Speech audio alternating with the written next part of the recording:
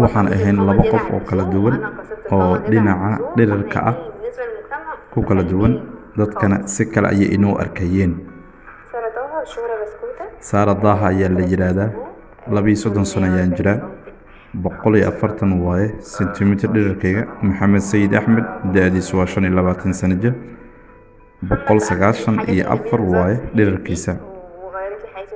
maxamed aad iyo aad ayuu noloshooda u bedelay ayay leedahay. Sara Maxamed muddo 20 sano ayay saaxiibo ahayeen qoysaska labadani qof.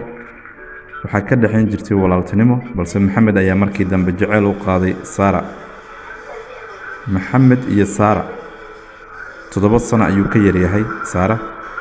farqigaasi da'da ah ee u dhaxeeya ayaa waxa ay sababtay in Sara ay diido jacaylkiisa. markii hore waan ka baqayay, dadka waxa ay dhihi doonaan, bulshada sida ay arki doonaan.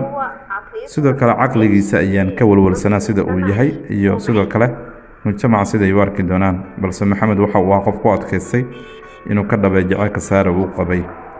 sidaasi ay jirto, haddana dhererka iyo da'da ayaa dhibaato ku hayay. 7 bil ma uusan kala joojinin jacaylkiisa inuu ku qanciyo in Sara uu jecel yahay. si lama filaan ah ayay ugu sheegatay inay jeceshahay. waxa uu leeyahay, waan ooyey markay ii sheegtay inay i jeceshahay. si lama filaan ah ayaan isku bedeshay xaaladdeeda ayuu yidhi. markii jacaylkooda isku soo bandhigteen ay isku wanaagsanaadeen, qoyskii maxamed waxa ay diideen in Sara uu wax xiriir la sameeyo maxamed. Sara maya ayay yiraahdeen, Sara wax xiriir la sameyn kartid ma lahan, waayo 6 ilaa 7 sano ayay ka weyn yihiin, caqligaadana ma ahan mid iyadu kaydooyi kala ah. markuu ku fashilmay inuu qoyskiisa ku qanciyo maxamed, guriga ayuu muddo 7 isaga tagay.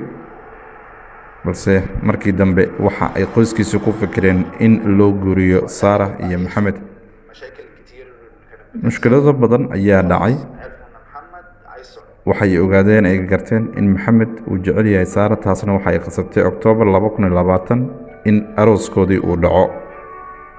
qoyskan ay u jeedaan gabadhan gaaban iyo wiilkan dheer ee masaarida ah. jacaylkoodii waxaa xigay in meelaha qaar cambaareen ay kala kulmaan marka ay wadooyinka ay marayaan. xitaa aysan qosli karin, meelaha qaar aysan ka sheekaysan karin dadka, oo ay dhibaateynayaan ama waxyaabo kale ay kala kulmayaan. balse maxamed waxa waa qof mar waliba iyadu qanciya. iyadu waxa waaye qof mar walba fanka iyo waxyaabaha matalaada ah si aad u soo bandhigi jirtay.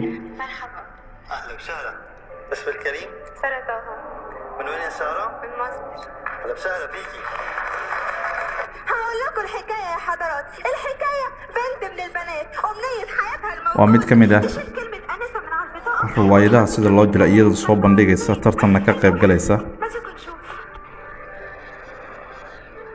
balse dadaaladaasi ay sameynaysay iyo isku dayadaasi ma aysan u suurtagelin in ay wax shaqo ay hesho. dhammaan waa loo diidayay. xafiis walba aan tago waxaa la idhahayay, shakhsiyadaada iyo sidaad u muuqato ma ahan midaan daneynayno.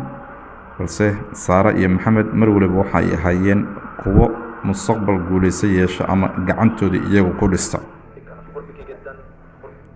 waxaan ku qancin jiray in aan jeclahay, mar waliba waan qancin jiray.